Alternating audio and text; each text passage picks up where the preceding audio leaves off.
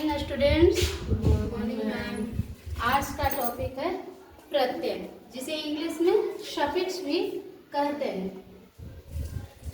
आप पहले उपसर्ग पढ़ चुके हैं और उपसर्ग क्या कहलाता है? वैसे शब्दांश जो शब्द के पहले लगकर उसका अर्थ बदल देते हैं, और ठीक विपरीत है प्रत्यय। प्रत्यय की परिभाषा से पहले हम इसके शाब्दिक अर्थ को समझते हैं। प्रत्यय का अगर शाब्दिक अर्थ प्रति जोड़ अय। प्रति का अर्थ होता है साथ में पर बाद में। क्या कहते हैं? साथ में लेकिन बाद में। और अय का अर्थ होता है चलने वाला। इस तरह से क्या हुआ? प्रत्यय का अर्थ साथ में लेकिन बाद में चलने वाला। प्रत्यय की परिभाषा कैसे देंगे? वैसे शब्दांश, ध्यान दीजिएगा, शब्दांश। शब्दांश कहने का अर्थ क्या है? शब्द जोड़ अंश। अंश का अर्थ क्या होता है? हिस्सा या टुकड़ा, या अर्थात प्रत्यय वैसा शब्दांश है, अर्थात शब्दों का एक हिस्सा है, पूरा शब्द नहीं है। क्या है? शब्दांश, जो किसी भी शब्द के अंत में लगकर उसका अर्थ बदल देता है, और वो क्या कहलाता है? प्रत्यय। कैसे?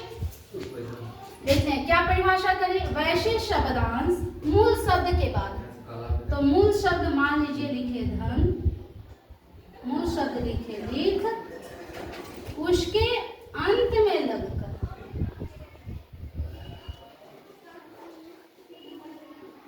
उसका अर्थ बदल देता है। कैसे अर्थ बदल देता है? देखेंगे यहाँ।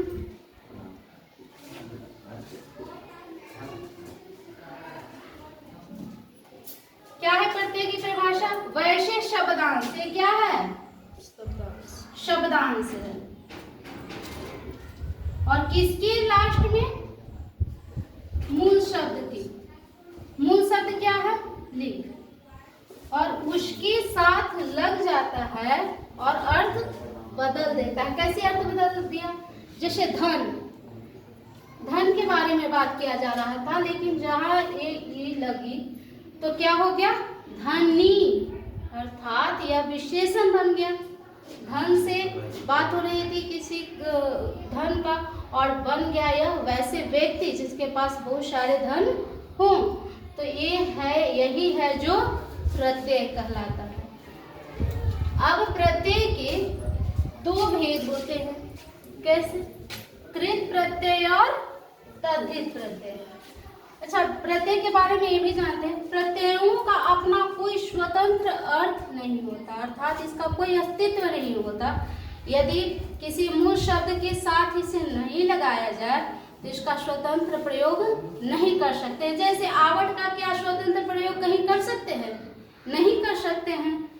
तो प्रत्ययों का अपना कोई स्वतंत्र अर्थ नहीं होता, अस्तित्व नहीं होता। यह किसी शब्द के बाद में ही लगते हैं और अर्थ परिवर्तित करते हैं। प्रत्यय एक अविकारी शब्द है। अविकारी समझते हैं ना?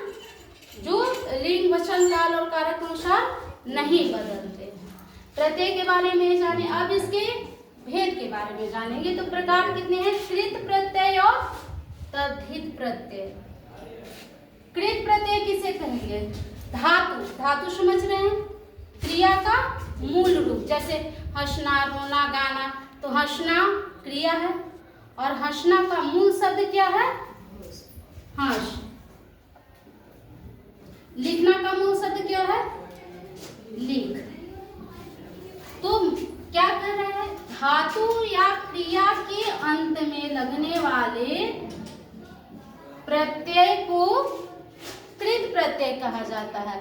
और कृत प्रत्यय से जो शब्द निर्माण होता है उसको क्या कहते हैं? कृदंत कहते हैं। जैसे यहाँ होगा मूल शब्द, उसके साथ क्या होगा? प्रत्यय, और इसके बाद जो शब्द बनते हैं उन्हें क्या कहते हैं? कृदंत। समझ में आई बात? या क्रिया के अंत में या धातु के अंत में जो शब्दांश लगाए जाते हैं वो क्या कहलाते हैं? कृत प्रत्यय कहलाते हैं। जैसे ईयल,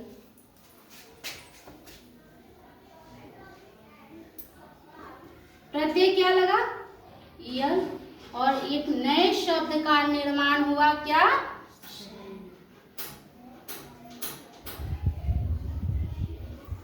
यह जो शब्द बना इसे क्या कहेंगे?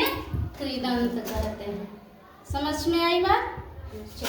अगला है तद्धित प्रत्यय।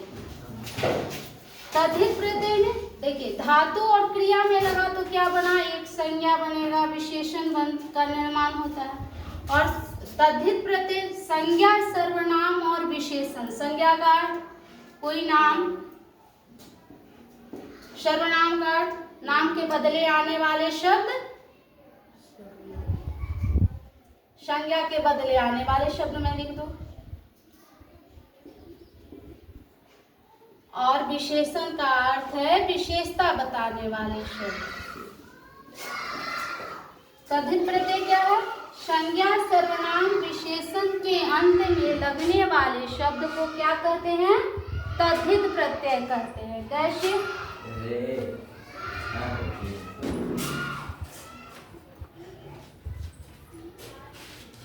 लड़का क्या है? संज्ञा, और उसमें क्या लगाना है? पन।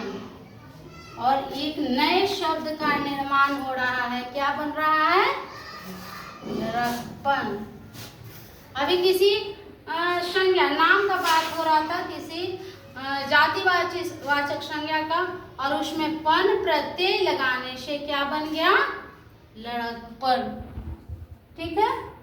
तो सर्वनाम विशेषण के अंत में जो शब्द लगकर नए शब्द का निर्माण करता है वो क्या कहलाता है?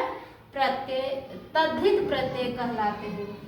अच्छा, अब कोई शब्द जो ऐसे होते हैं जिनमें उपसर्ग और प्रत्यय दोनों लगाए जाते हैं। कैसे?